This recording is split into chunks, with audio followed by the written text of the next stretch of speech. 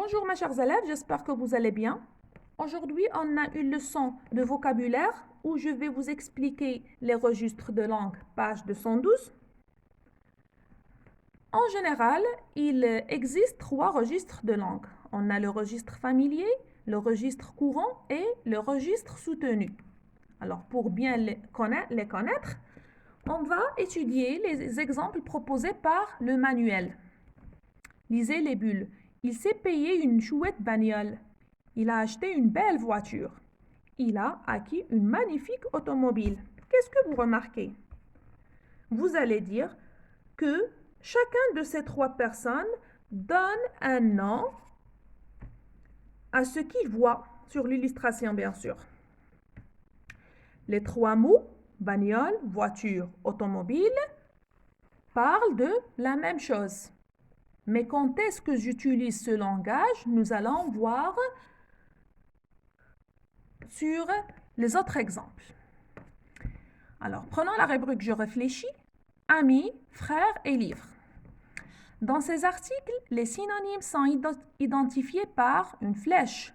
L'abréviation femme signifie familier. Quels sont les synonymes familiers de ces 3 mots? Alors, lisez ce qui est écrit. Alors, ami, personne que l'on aime bien voir, pour qui on a de la sympathie. Louis est le meilleur ami de Julie. Alors, regardez la flèche qu'on a dit qui identifie synonyme. Aussi camarade. Alors, le synonyme ici, c'est camarade. Femme, familier. Copain, pote. Ce sont des amis d'enfance. Alors, suivez avec moi. Est-ce que camarade est un synonyme du mot ami? Est-ce qu'un synonyme familier? Vous allez dire oui, c'est un synonyme, mais ce n'est pas un synonyme familier. Pourquoi? Parce qu'il est placé avant l'abréviation femme du dictionnaire. Alors, par exemple, est-ce que je peux dire j'ai un bon camarade qui vient de déménager? Très bien. Oui, parce que camarade, c'est le synonyme de ami. Mais est-ce que je peux dire j'ai un bon pote qui vient de déménager? Bien sûr que non, parce que pote est un mot qu'on emploie entre 2 personnes qui se connaissent bien ou de même âge. Est-ce que je peux dire j'ai un copain ou bien un bon copain qui vient de déménager? Ici, copain, c'est un peu familier, mieux vaut dire camarade, mais on peut quand même le dire. Frère, garçon qui a les mêmes parents que la personne qui parle ou dont on parle. Alors regardez, ici, synonyme familier. Synonyme familier, c'est frangin. Louis a 2 frères. Théo est le frère de Léa, aussi frère. Ici, est-ce que frère a un synonyme qui n'est pas familier? Bien sûr que non, parce que aucun synonyme n'est donné avant l'abréviation femme. Le synonyme familier, c'est frangin. Alors, livre, assemblage de feuilles imprimées réunies par une couverture. Regardez, synonyme familier, c'est bouquin. Alex lit un livre passionnant. Louis a pris 3 livres à la bibliothèque. Julie a oublié son livre d'histoire. Alors, est-ce que livre a un synonyme qui n'est pas familier? Non, aucun synonyme n'est donné avant l'abréviation femme. Le seul synonyme familier, c'est bouquin. Très bien. Alors, suivez avec moi la règle. À l'oral comme à l'écrit, on parle de différentes façons selon les personnes à qui on s'adresse. Il y a 3 registres de langue. Le registre familier, c'est le langage que l'on parle avec ses copains, avec les personnes de son âge. On emploie des mots familiers ou bien des abréviations. Alors, c'est le langage utilisé entre les amis du même âge. Alors, le registre courant, c'est le langage oral de la politesse de tous les jours. On ne respecte pas toujours toutes les règles de la langue écrite, mais on n'emploie pas de mots familiers. Le registre soutenu,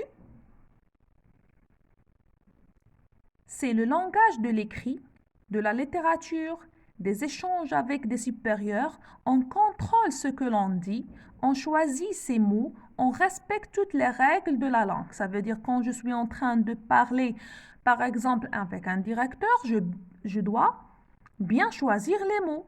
Si je suis en train de parler avec un inspecteur, je dois choisir les mots que j'utilise pour transmettre mon message.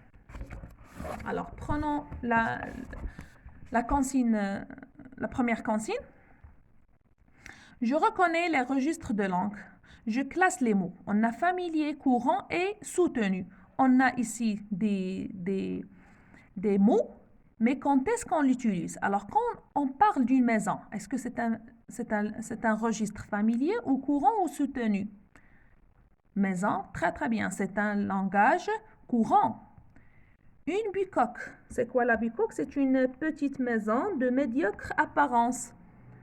Alors, c'est le langage familier, ou bien c'est le registre familier que vous pouvez utiliser alors quand deux personnes de même âge qui parlent sur quelque chose, sur une maison, mais une maison qui n'est pas bien faite. Alors, une demeure, c'est un registre soutenu. Du boucan, du bruit, du vacarme. Alors, le bruit, c'est le plus utilisé, c'est le langage courant. Du boucan, c'est un langage familier, ça veut dire le tapage ou bien c'est un grand bruit. Alors, du vacarme, c'est le registre soutenu. Exténué, crevé, fatigué. Alors, vous allez connaître, vous, fatigué ou crevé. Alors, je suis crevé, qui veut dire je suis très très fatigué, c'est un langage familier. Fatigué, c'est le plus courant. Exténué, c'est un registre soutenu. Chouette, joli, ravissant. Vous allez dire, maîtresse, joli, c'est le plus courant. Chouette, c'est familier. Et ravissant, c'est un registre soutenu. Déguster, manger et bouffer. Bouffer, quelquefois on dit, quand est-ce qu'on bouffe? Ça veut dire quand est-ce qu'on mange. Alors, bouffer, alors c'est un langage que vous pouvez utiliser avec vos copains. Alors, c'est un langage familier. Manger, c'est le plus courant. Et déguster, c'est un langage soutenu. Alors, espérons que vous avez compris la leçon. Alors, s'il vous plaît, essayez de faire le 4e exercice chez vous sur le cahier de recherche. Au revoir.